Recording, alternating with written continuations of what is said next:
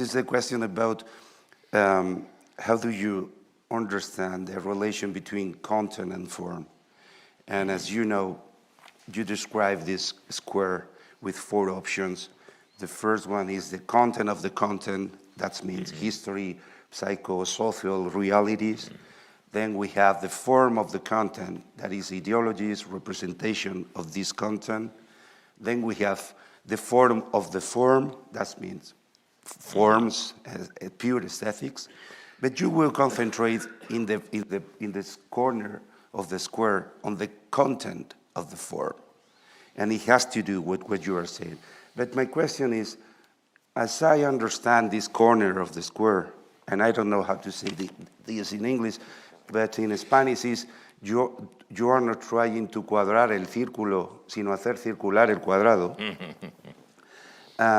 In this corner of the square, what you say to the people is, when you are looking for the political meaning of something, wait, there is a slippage, a gap, a lag. So it's like the eyes. Don't try to put together the 2 eyes. Here we have the forms, here we have the political, but don't try to put together both eyes fast. You know, it takes time. And sometimes we have to keep the gap, to keep the lag. So could you describe, also in your own work, how do you put together the content and the form?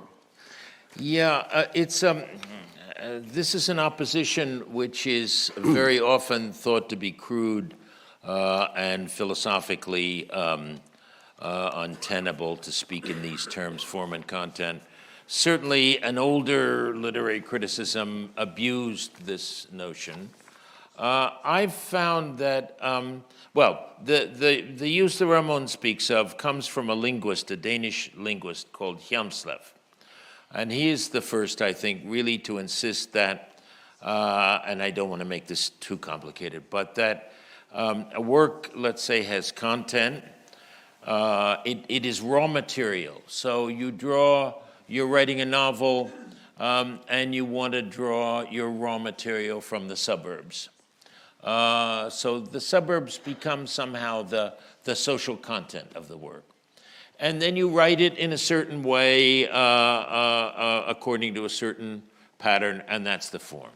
Well, what Hjelmslev said was, the content, that suburban life, it already has a form inside of it. It is formed.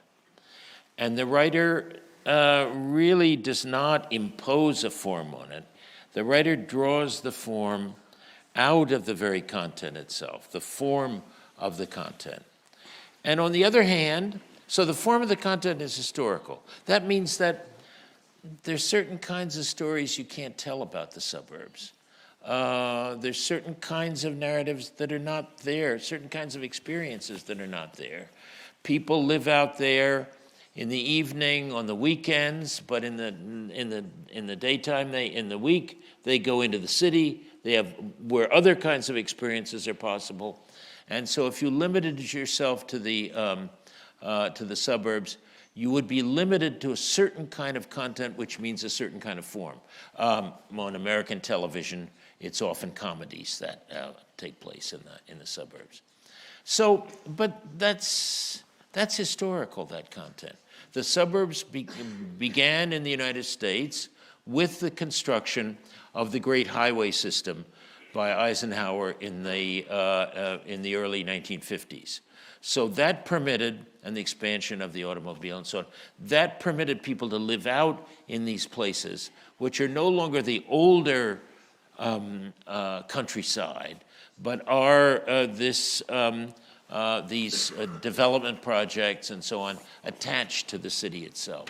And then things happen in the suburbs. So the very nature of suburban life is a historical process, and with it, its forms, the forms of its experience.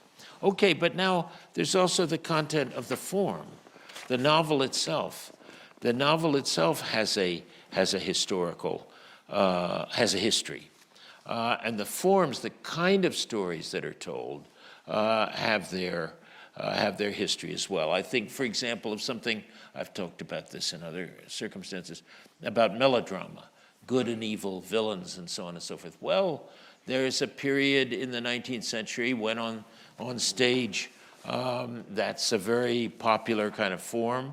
And then I think this form wanes, and people try to replace it with other kinds of things. So history comes in on both sides of this divide, both in the history of the suburbs themselves and what can be lived in them, and in the form of the narratives that you can tell about them, and the history of the novel. So I think that while certainly there are novels whose content is politically important and that tell the story of great events and so forth, and I suppose there are forms that are politically active, certain kinds of documentaries, certain kinds of novels which are exposés of those things.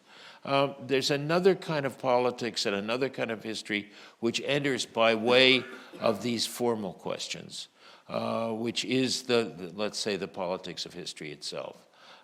It seems to me that of the great, I don't approve of the idea of a sociology of literature. That's not what I do.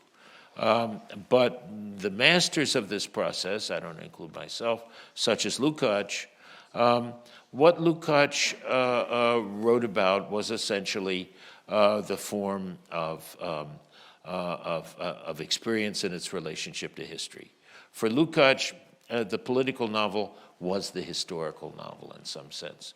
And so I think that one comes to a sharper sense of the political meaning of these works by looking at the presence of history in it than examining it for, in a very crude way, for ideological content. And of course that's there, but it's not the most important thing. The most important thing for me is history, really. So